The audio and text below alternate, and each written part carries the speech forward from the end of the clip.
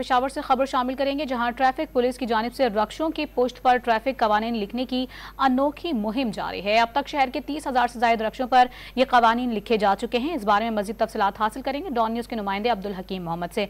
हकीम, बताएगा इस हवाले से आप।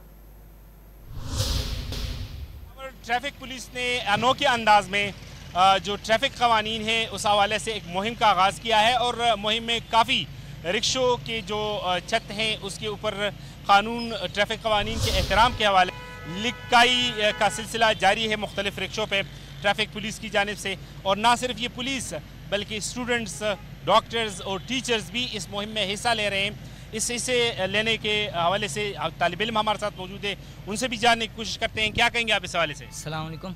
ये मैं कहना चाहता हूँ कि बहैसियत शहरी ये हमारा फ़र्ज़ है कि हम ट्रैफिक कवानीन का एहतराम करें और ज़रूरी नहीं है कि हर चौक पे ट्रैफिक पुलिस खड़े हों। ये हमारी भी ज़िम्मेदारी है कि हम लोगों को आगाह करें, इसमें हिस्सा लें और मैं भी इसमें इंशाल्लाह हिस्सा लूँ। ठीक है, शुक्रिया। तालिब इल्म था जो कि इस कैंपेन में मुहिम में हिस्सा ले रहे हैं। इस वक्त एसपी ट्रैफिक शाजिया शाहिद भी मौजूद रहती है, इस कैंपेन में भरपूर हिस्सा ले रही है। इनसे भी जानने की कोशिश करते हैं कि इसका मकसद क्या है और अब तक कितने रिक्शों पे ये लिखाई की गई और क्या लिखा जाता है। अस्सलाम वालेकुम।